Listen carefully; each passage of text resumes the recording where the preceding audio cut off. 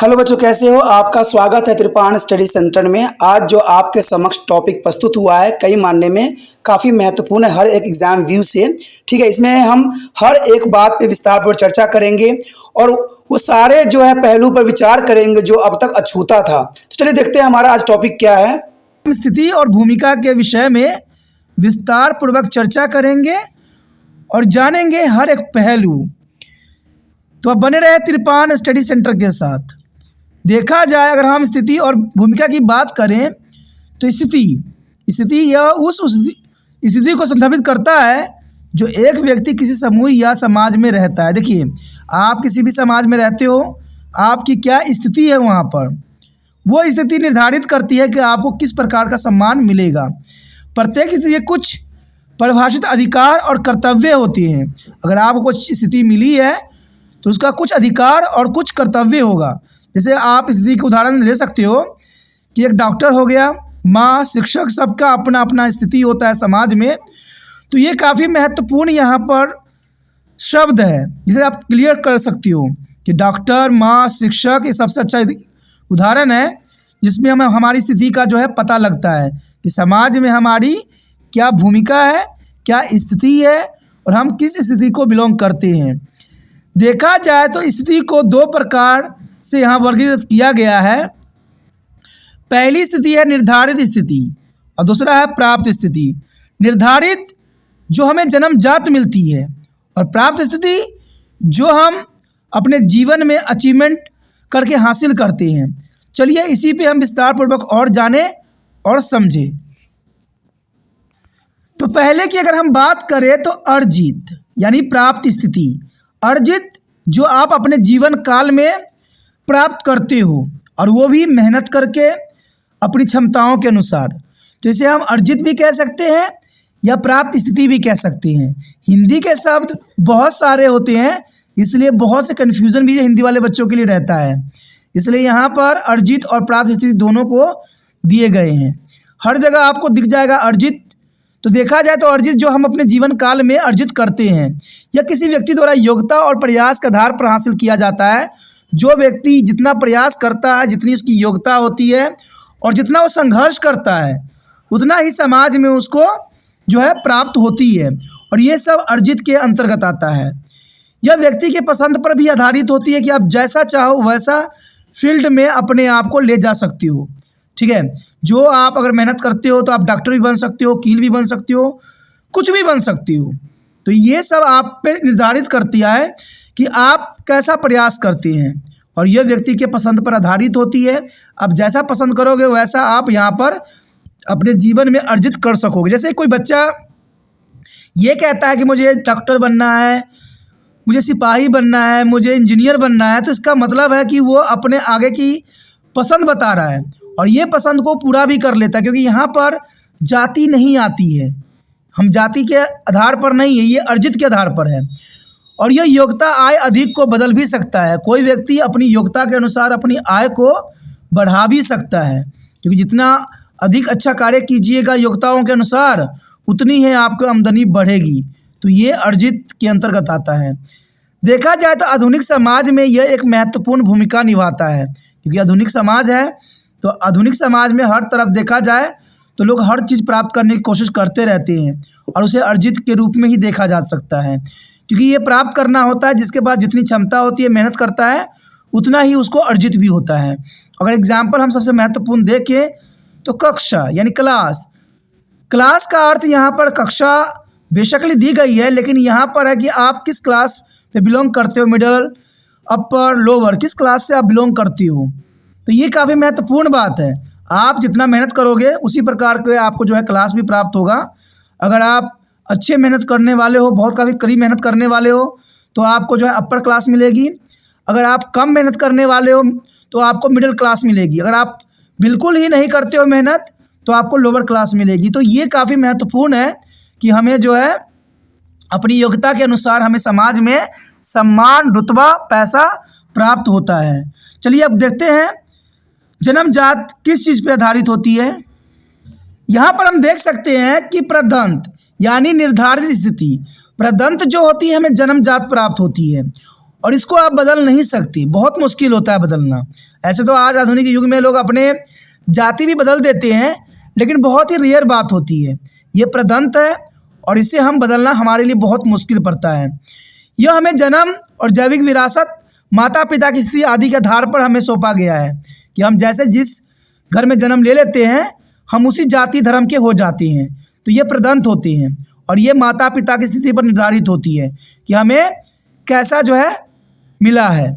कोई व्यक्ति से स्थिति को नहीं चुनता है, यानी हम अपनी मर्जी से नहीं चुनते हैं, हम तो जहाँ चले जाते हैं वहीं पे हम हो जाते हैं। यानी व्यक्ति जो है ये स्वयं नहीं चुनते हैं और स्टेटस बदलना मुश्किल है। देखा जाए तो प्रदंत जो है बदलना बहुत मुश्किल पड़ता है, इसको हम आसानी से नहीं बदल सकते।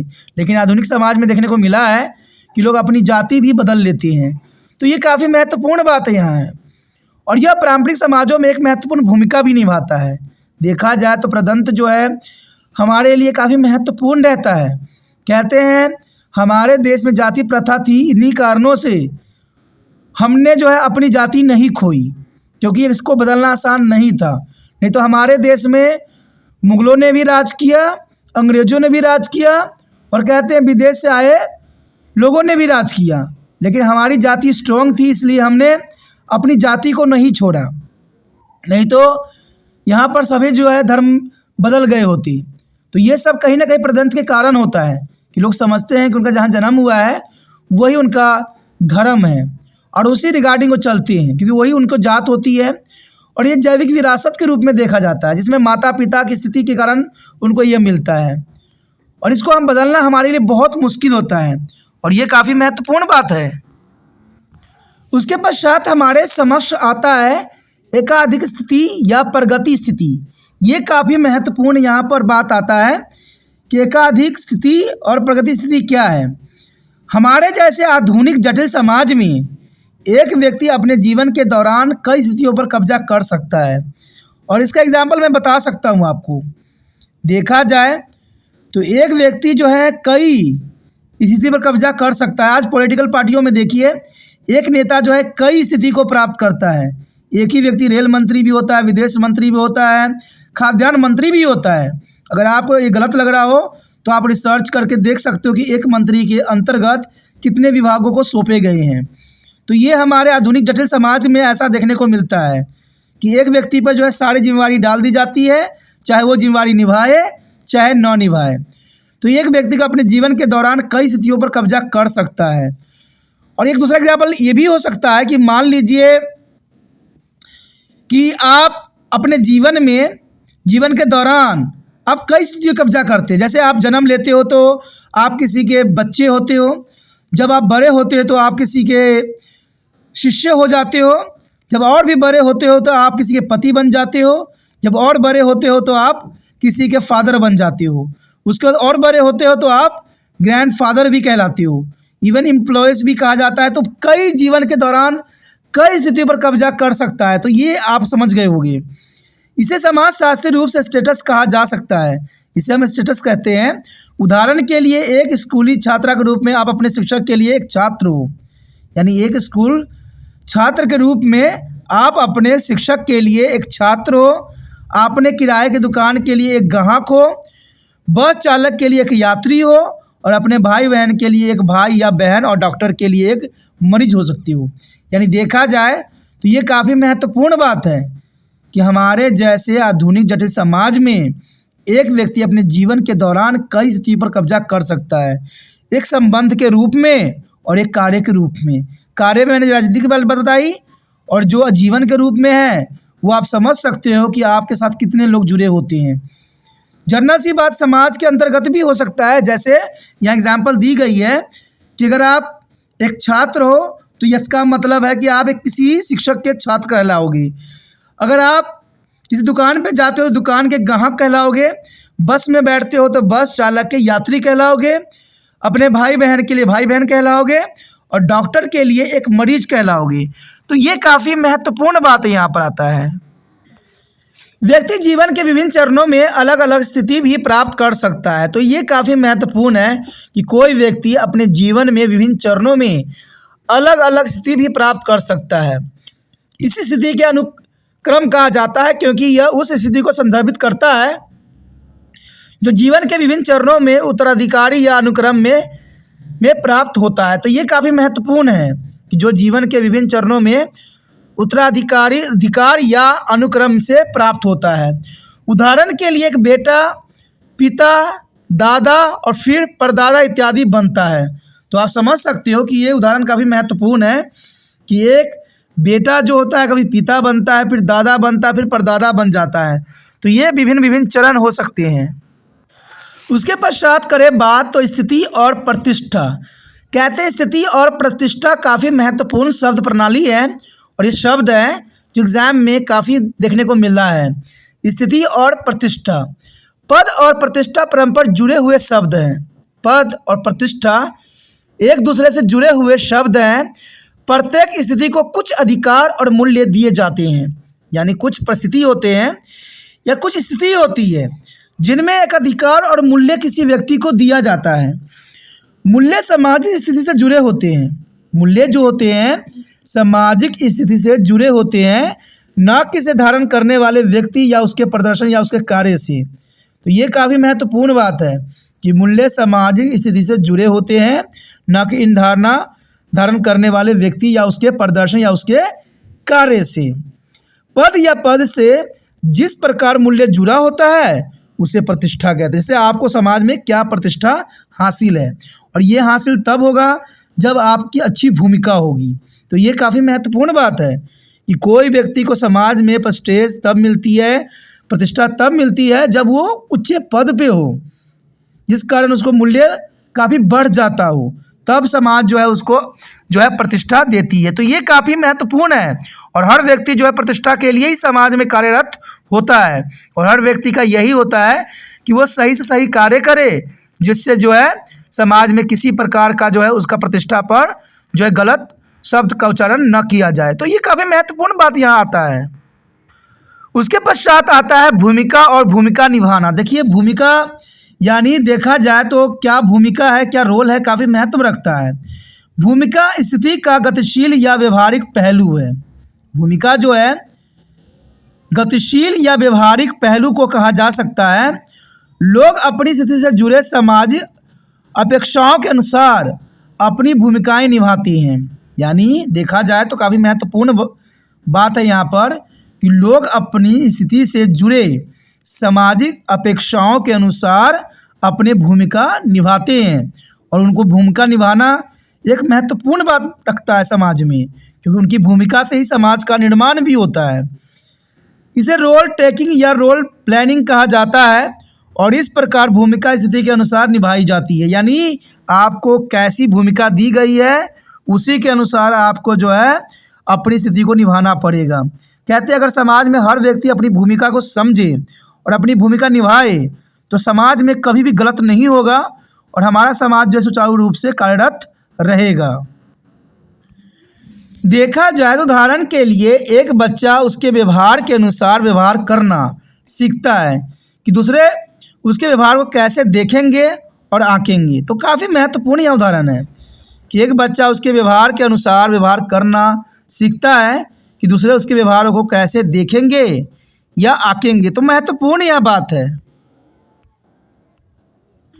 उसके पश्चात हमारे समक्ष आता है भूमिका के लिए संघर्ष। भूमिका के लिए संघर्ष काफ़ी महत्वपूर्ण यहाँ पर है शब्द। जब कई स्थितियों के अनुरूप भूमिकाओं के बीच असंगतता होती है तो इसे भूमिका संघर्ष कहा जाता है। यानी आपको भूमिका मिला है लेकिन भूमिका के अंतर्गत कई जो है असंगतता आ गई है, कई गलत बातें जुड़ गई है, तो इसके अंतर्गत आपको कई संघर्ष करना पड़ सकता है। मान लीजिए कोई व्यक्ति जो है कि कुछ उसको अधिकार मिला है, कुछ भूमिका मिला है, लेकिन वहाँ के हालात जो हैं अच्छे नहीं हैं, तो उस भूमिका के अंतर्गत उसको संघर्ष करना पड़ सकता है। यह तब होता है जब दो या दो से अधिक भूमिकाओं को निभाने से विपरीत अपेक्षा उत्पन्न होती है। यानी ये तब संकट उत्पन्न होता है जब आपको दोहरा जो है यहाँ पर भूमिका निभाने की ज़रूरत पड़ती है। कहते हैं एक भूमिका लोग सही से नहीं निभा पाते हैं तो दो भूमिका कहाँ से निभा पाएंगे। तो ऐसी संघर्ष तभी बनता है जब आपके पास एक से अधिक भूमिका हो। आपने कई फिल्मों में देखा भी होगा कि जो हीरो होता है उसको दो चीज़ों में से एक को चूज़ करना पड़ता है, या तो वो परिवार को चुनता है या अपने प्रेमी को चुनता है। तो ये काफ़ी महत्वपूर्ण समस्या उस समय खड़ी हो जाती है। उस समय कहते हैं संघर्ष में जो है ऐसे संघर्ष करनी पड़ जाती है जहाँ पर उसको दोनों को ही बनाए रखने के लिए बहुत संघर्ष करना पड़ता है। तो ये काफ़ी महत्वपूर्ण एग्जाम्पल यहाँ पर हो सकता है एग्ज़ाम व्यू से देखा जाए तो। दोस्तों इसी के साथ हमारा ये टॉपिक और ये पॉइंट ख़त्म हो जाता है जो कि काफ़ी महत्वपूर्ण था। अगला पॉइंट कंट्रोल है, सोशल कंट्रोल, जो कि काफ़ी महत्वपूर्ण है। तो आप बने रहे त्रिपान स्टडी सेंटर के साथ और जितना हो सके इस वीडियो को दूसरे बच्चे तक पहुंचाने में त्रिपान स्टडी सेंटर का मदद कर सकते हैं, क्योंकि इससे जो है दूसरे बच्चों को भी वीडियो मिलेगा और वो भी लाभान्वित होंगे और ये सब आपके अंतर्गत ही होगा। तो इसलिए आप सोचिए नहीं, जितना हो सके इसको शेयर कीजिए।